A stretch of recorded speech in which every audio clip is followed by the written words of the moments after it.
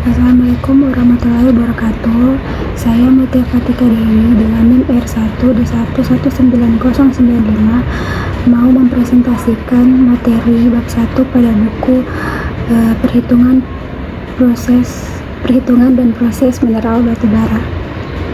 Mineral dan batu bara merupakan sumber daya alam tak terbarukan yang terdapat di kerak bumi.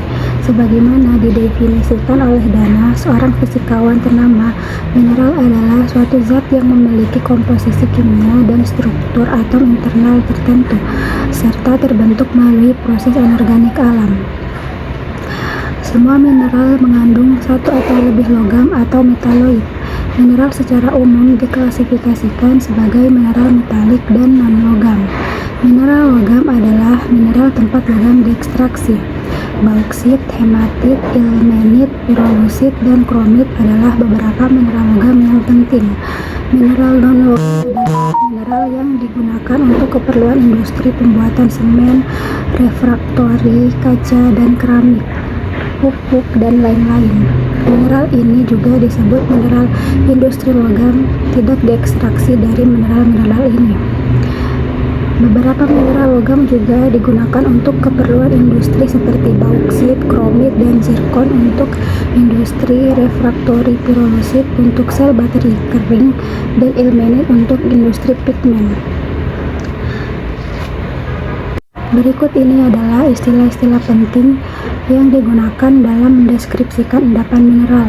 Batu merupakan agregasi beberapa mineral seperti yang terdapat di kerak bumi. Granit, agregasi ortoklas, kuarsa, dan mika merupakan contoh batuan tersebut. Biji juga merupakan agregasi beberapa mineral yang darinya satu atau lebih mineral dapat dieksploitasi atau dipisahkan untuk mendapatkan keuntungan. Mineral atau biji biji atau mineral berharga juga disebut mineral ekonomi, adalah mineral yang memiliki nilai ekonomi dan mengandung sejumlah logam atau non-logam dalam jumlah yang dapat dieksploitasi secara ekonomi. Deposit biji adalah endapan alami mineral biji. Ini juga disebut endapan mineral ekonomis. Biji merupakan agregasi mineral berharga dan mineral pengotor. Biji sederhana adalah biji yang hanya dapat diekstraksi dari satu logam. Misalnya, hanya besi yang diekstraksi dari biji besi, aluminium diekstraksi dari biji aluminium, kromium diekstraksi dari biji kromium, dan sebagainya. Biji-biji semacam itu disebut biji sederhana. Biji kompleksi adalah biji yang dapat diekstraksi dari dua atau lebih logam. Logam timbal dan seng diekstraksi dari biji timbal seng. Logam timbal seng dan tembaga diekstraksi dari biji timbal seng tembaga. Biji semacam ini disebut biji kompleks. Nilai suatu biji menandakan kualitas biji secara umum. Biji yang memiliki nilai uji tinggi disebut sebagai biji bermutu tinggi atau biji keyaban. Biji dengan nilai uji rendah disebut sebagai biji kadar rendah atau biji ramping.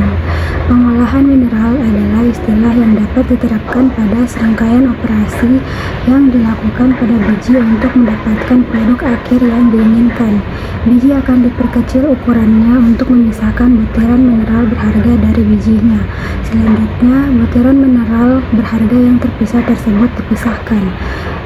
Pemisahan mineral berharga dari agregasi mineral berharga dan mineral pengotor dengan metode fisika disebut sebagai benefisiasi mineral.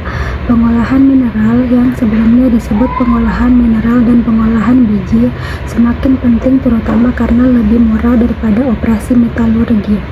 Alasan lainnya adalah kurangnya ketersediaan biji berkualitas baik dan penggunaan operasi penambangan massal yang mengharuskan pengolahan.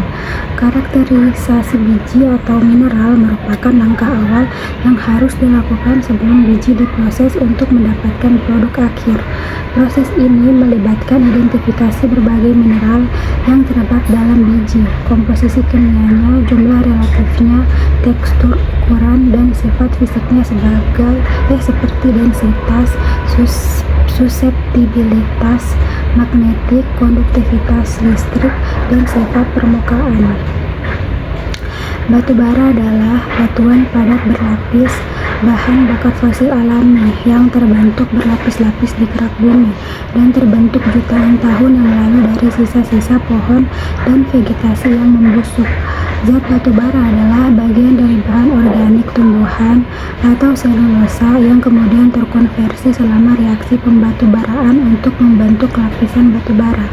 Zat ini mengandung unsur karbon, hidrogen, dan oksigen dengan sedikit nitrogen dan sulfur, serta hanya sedikit bahan anorganik yang tidak terikat secara kimia dengan bahan organik pembentuk sebagian besar batu bara. Kadar air dalam batu bara dapat dianggap terdapat dalam dua bagian. Satu bagian disebut kelembapan bebas terjadi di permukaan batu bara dan diretakan serta sambungannya.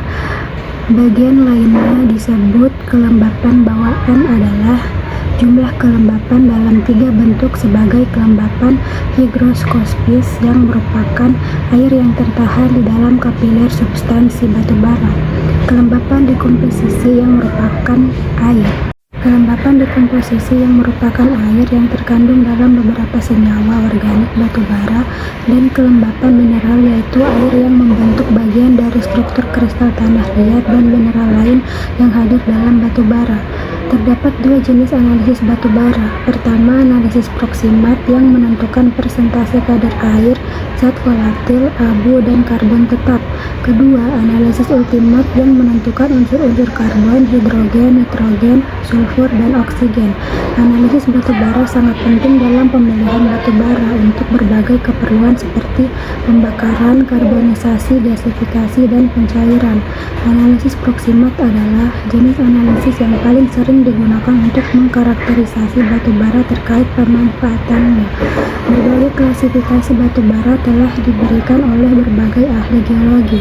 Sebagian besar klasifikasi didasarkan pada beberapa sifat batu bara yang bervariasi seiring dengan bertambahnya kematangan atau peringkat batu bara.